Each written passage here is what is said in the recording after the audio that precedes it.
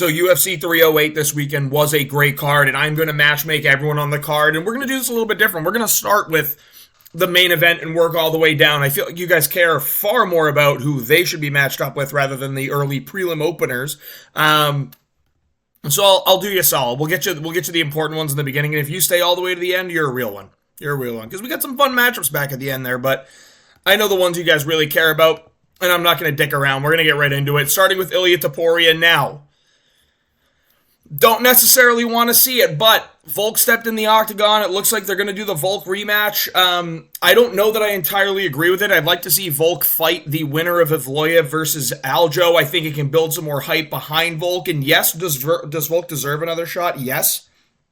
Especially after all he's done for the division. But we've seen this story. We have the opportunity to have Ilia Topuria run through the division and then ultimately go up to lightweight and actually give Islam Makhachev probably the toughest fight that Islam's going to have. And that's saying a lot because he had a scrap with Dustin Poirier, he had a scrap with Volk. Ilia has a real chance to get it done against Islam. I'd like to see Islam go try 155 after a couple more, 2-3 more title defenses. I'd like to see him go up there. At 3 if it's Volk and 2 other guys. But if it's not Volk, then listen, I'd like to see him go up there and take a shot at it at some point. Now, I'm dicey with the Volk one because I think he just, we've seen the story, man. I do think he gets knocked out. I just think he gets knocked out again. It's not the point in his career where he's going to piece up Ilia, and Ilia might be on his way to becoming one of the best fighters of all time. I'm just going to say that right now. But Volk was in the octagon after. It looks like they're going to do the Volk fight. I say make it the main event. Volk wants to fight in Australia. I don't know if Ilia's going to be like, I'm going to go to Australia and fight with you at your hometown. Don't know that Ilia's really going to bite on that. It would be sick if they could do it as a 312 main event. I think they'll wait. They'll come back, fight in neutral ground in the States again. It'll be at UFC 313, the March pay-per-view. I think Ilia can make that turnaround time. He took some damage against Max, but he's going to be able to go home, be with his family for Christmas, and then he's going to be able to start training in the new year and then end up defending his title against Volk. So I'd like to see it be Diego Lopez versus Ilia Topuria. I think that's the best fight that you can make right now, but the UFC is going to give Volk their title shot. Dana's been talking about it. Volk came in the octagon to talk about it after. Ilia said, yeah, let's do it. He does deserve it. Let's go. A lot of respect between the two of them, and I think they are going to make this fight happen. I expect it to be the same story. I think Ilia's going to knock him out, maybe in round 1 this time. Would be interested to see how Volk wrestles. I think that we could see a really, really good fight if Volk does decide to wrestle here. Not that he's going to be able to ragdoll Ilia or anything, but I actually think that they both have very, very good grappling and wrestling. So would be interested to see the scrambles. Want to see how Volk would actually do on the ground against someone like Ilia. But yeah, Volk versus Ilia is going to be the fight that happens. I'm thinking UFC 313 at the beginning of March or at the end of February, somewhere in the States on neutral ground. Maybe do it in Vegas. Maybe do it in... I'd love to see them go to Texas again. Come to Boston. I'd fucking love that.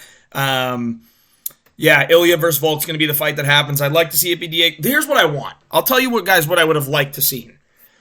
Arnold Allen fights Yair. Aljo is fighting Evloev. The winner of Aljo versus Evloev fights Volk for the number 1 contenders fight. If Volk beats one of those two guys, it's, hey, Volk's back. Volk never left. He just got knocked out by Ilia, but he came back off a big win over a grappler that didn't stand a chance against him, and he proved he does deserve a shot. While that's happening, Diego Lopez and Ilia Topuria fight, and now you have hype again behind Volk and Ilia, rather than just, we're throwing Volk back in there, coming off of 2 KOs in a row against the guy that just knocked him out. I don't love it, but this is what the UFC is going to do. I'm also trying to protect Volk, man. I really don't want to see him go out again because I know how this fight is going to go. I've already seen it happen once. It's going to happen again. Volk versus Ilia is going to be the fight that gets made, even though I think it should be Diego Lopez versus Ilia, and then Volk versus the winner of Evloev, Aljo, and the winner of that fight can fight the winner of Ilia versus Diego Lopez. That's my opinion, but we move on, and then you can do that Volk versus the winner of Aljo Evloev fight. If there's a quick finish in that fight, you can turn around and have that one happen in Australia. So, yeah, it is what it is. But this will probably happen March pay-per-view, end of February pay-per-view, not 312. There's no way that Ilia's going to go to Australia. But we're going to move on. Max. Charles Oliveira for the BMF belt. Now, I kind of think Chandler's going to beat Oliveira. I got a weird feeling why, but I think you do this fight anyway. Now, Max should be defending his BMF title in the next fight, but I really want to see him fight Oliveira. I don't really want to see, like, if I'm going to choose between Max versus Oliveira, Max versus Hooker, Max versus Poirier, listen, I've seen Max versus Gaethje. I've seen Max versus Poirier, and I think that's a great fight too. But I want to see Max versus Oliveira. I know that this fight has already happened, but it was so long ago. Both of these guys have evolved heavily, and this is a sick fight that you can put as a co-main event to a pay-per-view in June for International Fight Week. If you did the BMF title between Charles Oliveira and Max Holloway, if Charles gets through Chandler, which now I'm hoping he does because that sets up a sick fight here. You do the BMF belt, co-main event, Max Holloway versus Charles Oliveira, and another fight that's on this card, and you do this as the International Fight Week card, that's money. I think that's absolutely money. You do Max Holloway, Charles Oliveira, co-main event, to Ankalaev versus Pereira. I'll just spill the beans here. This should be International Fight Week.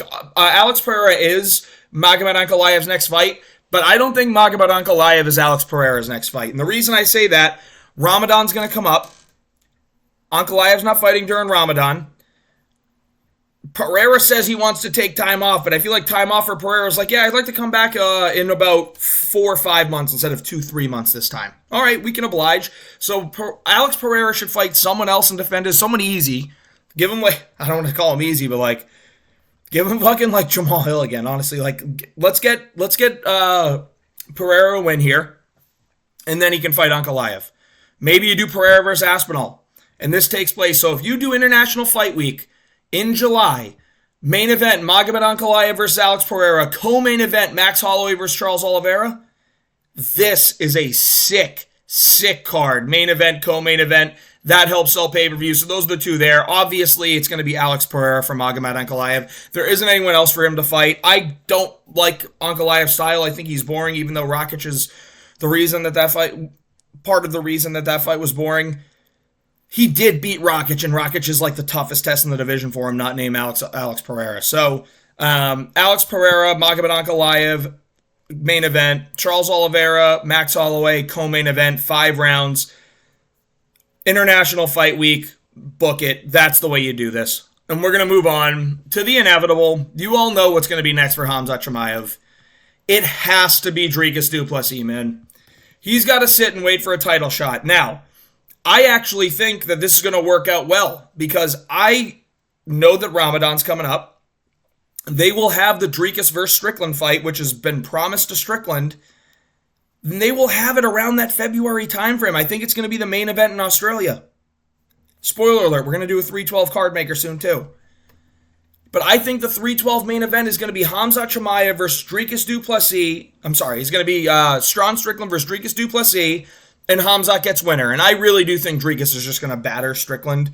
Strickland's going to be easier to figure out the second time, and I know the counter argument to that is, well, if you've been in the octagon with Dricus for 5 rounds, you've probably been able to figure him out a little bit too. But when I look at the dangering finishing power, when I look at the grappling advantage, when I look at everything other than jabs, I'm picking Dricus in this fight, dude. I think he's going to get it done in the rematch, and I think he's actually going to finish Sean Strickland with some crazy shit, and that's going to just continue to build hype for the Dricus-Khamzat Chimaev inevitable matchup. I don't know who wins yet. I'm going to want Dricus. I'm a big fan of Dricus, but I'm like, Khamzat's good too. Like, he's really good for the division. I want him to be very active, and it's just, I feel we haven't seen an active Khamzat since, that little stretch where he fought within 2 weeks in 2020. 4 years ago. Khamzat Chimaev, his next fight is Dricus du Plessis. It's inevitable. It has to happen. And what's going to line up perfect is that he's going to take Ramadan off while Strickland and DDP get their thing on. Pause. And that's going to set up the fight. And we're going to move on now. Robert Whittaker. Sean Strickland. I think Strickland's going to lose, so that's why I think it should be the Strickland matchup. Now, if Strickland doesn't lose, I think we should put Robert Whittaker against someone like that has matchups coming up that he's going to need to wait a little while for. You know what I mean? Like, I saw Guru did Fluffy Hernandez. Don't like that at all. I get it. He wants the grappling camp. Listen, I think he's going to need to fight a contender. I think he's got to fight either a Nasruddin Imavov or Caio Borralho. I think Caio Borralho is going to be fighting. My prediction is Caio Borralho is going to fight Israel Adesanya, and it's going to happen at UFC 312 as the co-main event. That's what I think is going to happen. But if it's not Caio Borralho, I'm okay with Borralho versus Whittaker 2 or Borralho versus Imavov. You have both of those guys coming off wins, just jumped into the top 5. If Strickland wins, that's what you do. You match him up with either of those guys, but I really don't think Strickland's going to win. I think Strickland versus Robert Whittaker is one of those fights that we just need to see. It hasn't happened yet, and we're due for it. It's got to happen. So Strickland versus Robert Whittaker, you do this sometime in July. You make this the featured fight on the International Fight Week card with these two guys. I think it's an absolute banger. Robert Whittaker, Sean Strickland, that's the fight that we need to see. We've been needing to see it for so long, and this is the perfect opportunity to do it, especially if Sean Strickland loses, which I fully believe that he will. And if Strickland wins, then it's Imavov or Borralho, but we'll get there when we get there. Love these matchups so far. I mean, this is a huge card. It's good to do these names. But next up, Alexander Rakic got a loss to Magomed Ankalaev. I think he takes a Khalil Rountree fight. This is a badass fight that I really want to see. Khalil Rountree just fought tooth and nail with Alex Pereira for the title and ended up losing in a fantastic finishing sequence. But Alexander Rakic is a tough fight, ranked up high. Khalil Rountree does deserve an opponent ranked up for the scrap that he had with Alex Pereira. I think we're going to get Yuri Prohaska versus Jamal Hill at some point. So that takes those two names out of the equation for both those guys. I don't want to see the Blachowicz rematch. There was just an injury in that one, and I'm just not overly interested in it. You can look at Volk and Ozdemir and those guys' matchups that are coming up, but I think Khalil Rountree is the perfect dance partner, and I think this is going to be a good fight. So, Khalil Rountree, Alexander Rakic. Let's do this fight as the main event of a fight night. Dude, let's do it somewhere like spicy. Let's go out to like Poland. Let's go out to like I'm trying to think of like somewhere decent in Europe. Like we can go to some of these places. Like imagine if they did like a random fucking like Amsterdam card, or if they went to Germany or something like that, or they went to just one of these places. Like I can't think of where Rakic is native from right now. Like Czech Republic.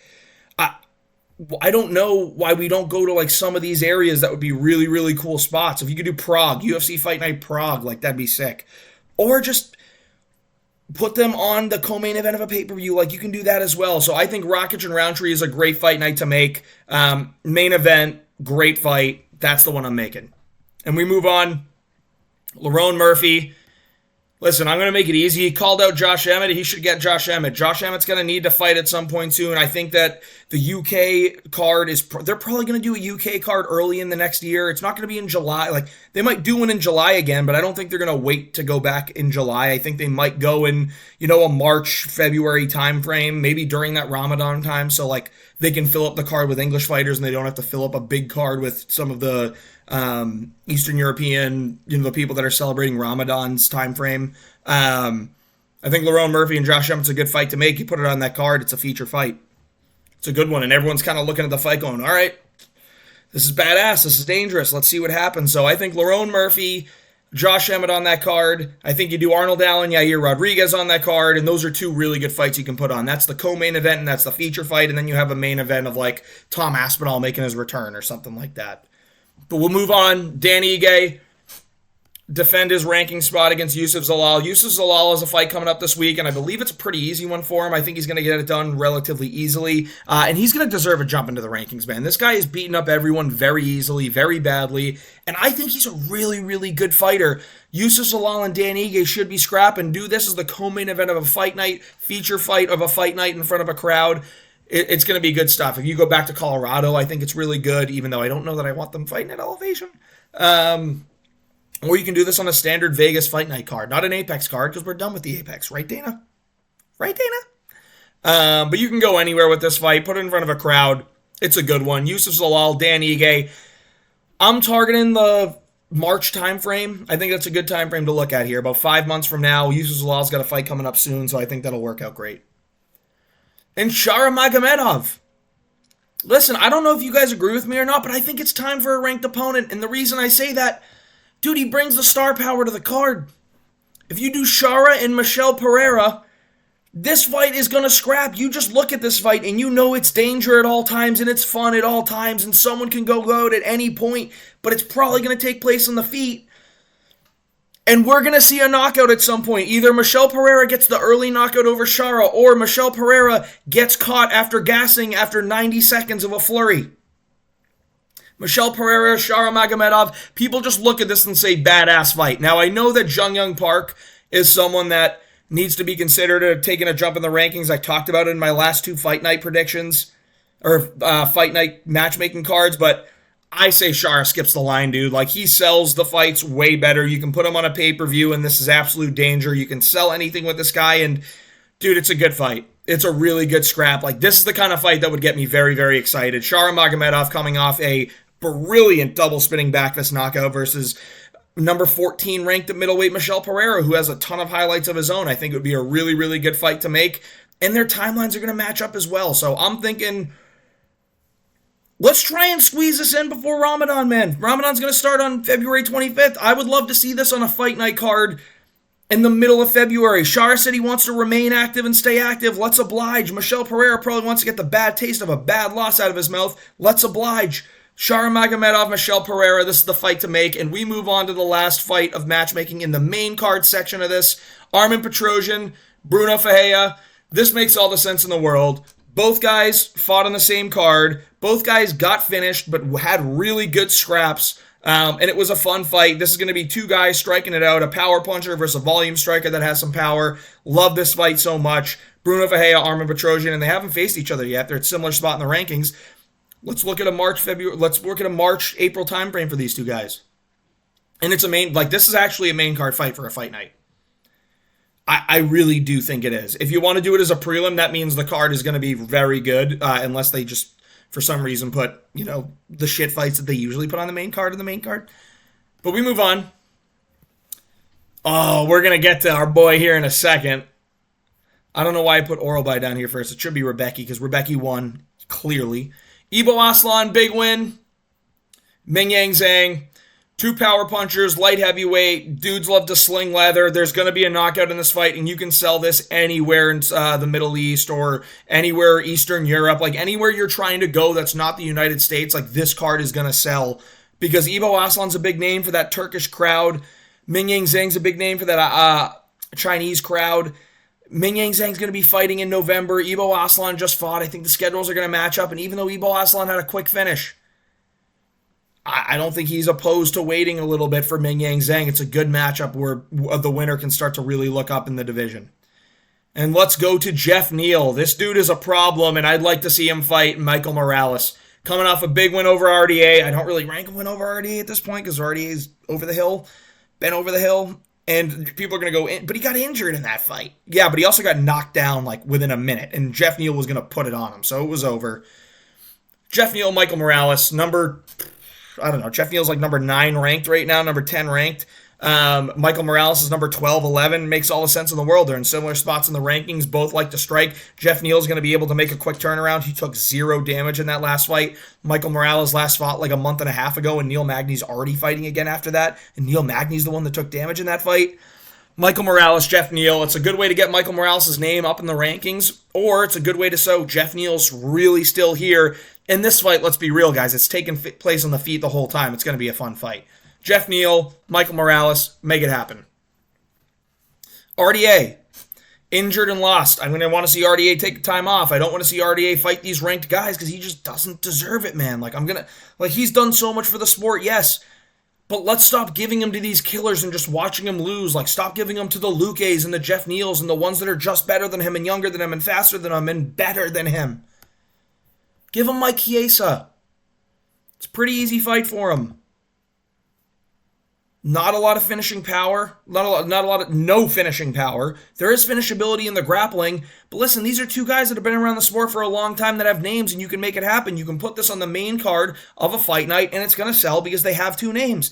I'm thinking RDA is going to be out for a while, probably around the June. It's going to be the July time frame. Max Griffin versus Michael Chiesa is happening soon, and I honestly think Michael Chiesa is going to somehow lose this fight. Like, Max Griffin's not necessarily the easiest person to take down, so we'll see. But yeah, this is the fight to make. I'm not going to take too much time on it. We're already spending a good amount of time on this video, so we're going to get through it. There's a couple more guys I want to talk about a little bit more in depth. And Rebecki's one of them. Listen, dude, Rebecki had one loss over Carlos Diego Ferreira after almost finishing him and then gassing out because, again, the finishing sequence didn't go through. That's the only reason he lost. Mateusz Rebecki's a problem, and he needs to keep looking up the rankings. You can do a Ludovic Klein fight. You can do a Drew Dober fight. But I think a Bobby Green fight's the way you get his name out there. Bobby Green will talk his shit. They can have a moment at a press conference like Fight Night Poland feature fight. Bobby Green, Mateusz Rebecki. You have Jan Blachowicz is the main event. You have Mateusz Gamrot as the co-main event. This is a great way to do it, man. Mateusz Rebecki, Bobby Green, sick fight. Rebecki deserves this jump up. And one more win, he should be fighting in the rankings. 100%. A win over Majdelbek Orolbai is a really, really, really good win. And he was a big underdog in that fight. And I fucking told y'all that he was going to get it done. And he did. Look at the other guys he's beaten. Was it Ruzaboyev? No, he didn't beat Ruzaboyev. He beat another guy from that country. I can't think of the name, but he destroyed him with a leg kick. He just beats everyone, man. He destroyed Roosevelt Roberts in the easiest fashion that you'll ever see. Like, he just beats up on everybody. Super fun fighter, really good fighter. And this is the fight you got to make. Bobby Green, it's going to help get his name, like Mateusz Rebecki's name level up. And after this, if Rebecki wins, he gets to go up in the rankings. And if not, listen, like, Bobby Green has a chance of winning this fight too if he can get it to the later rounds. This screams a war and a scrap to me, so let's make it happen. Let's make these fun, good fights when they're in front of us. Let's not save it all for later. Like, let's make these fights when we have them and they make sense. Moving on. Majdelbek Orolbai is going to need to take some serious time off after the damage he took, but he's a scrapper, bro. Another guy that took a ton of damage in their last fight was Matt Frivola, got destroyed, going to need to take some time off. I think this is the matchup to make. Frivola, Majdelbek Orolbai. What I'm trying to do here is get a winnable one in there for Orolbai while having him jump up the rankings and still be able to take, an appropriate amount of time off. And this is the way you do it. Matt Frivola just got kneed brutally by Fereziam. Majdelbek Orolbai just went to the war of all wars with Mateusz Rebecki and potentially the fight of the year. Right now, it's my fight of the year, but I have to wait a little bit to see if my recency bias is really kicking in because Rebovix is up there too. Rebovix for Zellhuber. People are going to throw Pereira Roundtree up there, which I think it's definitely up there, but I think those two fights take the cake on it. There's other ones that I definitely want to consider, but I look at this fight and I was like, holy shit. Majdelbek Orolbai, Mateusz Rebecki went to war. Orolbai's going to need some time off. I say you do this fight in like June of next year, July of next year. When you go to Saudi, next time you go to Saudi, Matt Frivola, Majdelbek Orolbai, make it happen. And we move on. Abus Magomedov had a big win. I say he fights Jung Young Park. Both guys coming off wins. Both guys can have one more win before they really start looking up at those rankings, and I think it's a good scrap to make. A pretty even fight. One where Abus is going to be dangerous early, but if Jung Young Park can weather the storm, he can be a real problem for Abus, walking him forward, peppering the jab on him later in the fight. So I think this is a good scrap. It's going to stand on the feet, and these guys are going to swing the whole time, so it'll be good. Kennedy and Zechniku, Austin Lane, two zero-skilled heavyweights that are just super tall for the division, and they're going to fight each other. So, yeah, I made this one. Should probably happen pretty soon. Neither guys took a lot of damage in their recent fights. Let's move on to something a little bit more interesting, like Farid Basharat. Pedro Munoz and Amin Zahabi are fighting this weekend. I think the winner of that fight is probably going to be Pedro Munoz. That's where I'm leaning right now, but I am very well aware that Zahabi's kind of a dog. Especially they're in Canada too, so if it's close, like we could see the Canadian robbery happen this time. Because listen, guys, I know I bitch about the Abu Dhabi robberies and stuff, but like it does happen in these other countries. We go to France, they're going to happen for the French fighters. We go to England, they're going to happen for the English fighters. We go to Brazil, they definitely happen for the Brazilian fighters. We go to Abu Dhabi, Saudi Arabia, they happen for the Muslim fighters. We go to Canada, it's probably going to happen for a couple Canadian fighters. But I think Farid Basharat and Pedro Munoz or Amin Zahabi, whoever wins, is a perfect matchup. It's a good name on the resume for Farid Basharat, and it's a way for him to start looking up at those rankings. He just doesn't deserve a rankings fight yet. Look at everyone else he's fought. If you want to give him one, fine, but you can't just put him in the rankings at 15 like he has. He doesn't get that yet. I would imagine that this fight is probably going to take place at some point in May next year. I believe Basharat also celebrates Ramadan, so I don't know. I'm trying to like work these fights around that time frame because I just know they're going to want that time off, so we're going to try and be a little bit realistic. I think it's a good time frame for him. Farid Basharat, Pedro Munoz, great fight to make. Victor Hugo should stay at 145, and he should fight a guy that just got a win, Darren Elkins. Dude, finally, I think this is the fight where someone can retire Darren Elkins. Look at this ugly bastard, dude. The CTE is strong with this one, man. Like, it really is. I'm sorry. I know a lot of you guys love the legend Darren Elkins, dude. I've just never been a fan. I'm sorry. Like, I just don't see skill. I don't see technique. I see cardio and the ability to just take damage. I don't find him to be an entertaining fighter.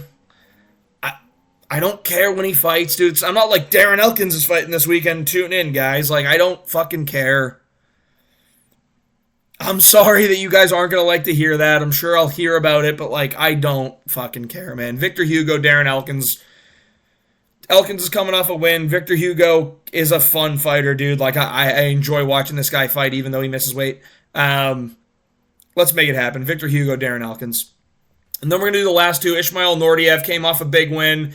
Andre Petrosky, I think, is a good matchup in the middleweight division. I don't think it's an easy fight for either guy, and I just think it's a good way to find out where Ismail Nordiev really is, because Bruno Silva is, the guy that just kind of quit in there. But I think it's a good way to find out where he is. If he gets through Petrosky, then it's like, all right, now we'll start looking at some more names. Petrosky wins, he can start looking at some more names. I think it's a good one to make. And lastly, Renat Fakhretdinov, he can fight like Max Griffin after he beats Michael Chiesa. Like, I can't watch this guy go to a draw with Elizeu Zaleski dos Santos, where he has no skill, but he had a knockdown and then grappled for a little bit in the first round and then lost the last two. Same thing happens in the Dalby fight, except it's a much closer fight. And Renat gets a split decision. It's not a closer. It's just as close, but Renat got a split decision win, or got some kind of decision win where it was close. Very, very close, where Dalby could have won. I still scored Renat, but Dalby could have won. And then I watched him just rob Carlos Leal in front of my eyes. So, listen, you're not getting a rankings guy. I'm not giving you Brian Battle again. Brian Battle's promotable. Like, there's nothing about Renat that I really give a fuck about anymore. Every time I watch him fight, I think this guy gets worse and worse. Every time I see him, I'm less impressed. So I think Max Griffin, Renat Fakhretdinov is the fight to make. Hope you enjoyed the content. If you did, please like and subscribe. Very much enjoyed the fight card this weekend, even though it came at a cost. I'm so sorry, Rob and Max. But you know what? It's a new era. We're here for it. And that's why we're matchmaking. We're making the good fights, guys. Hope you enjoyed the video. If you did, please like and subscribe.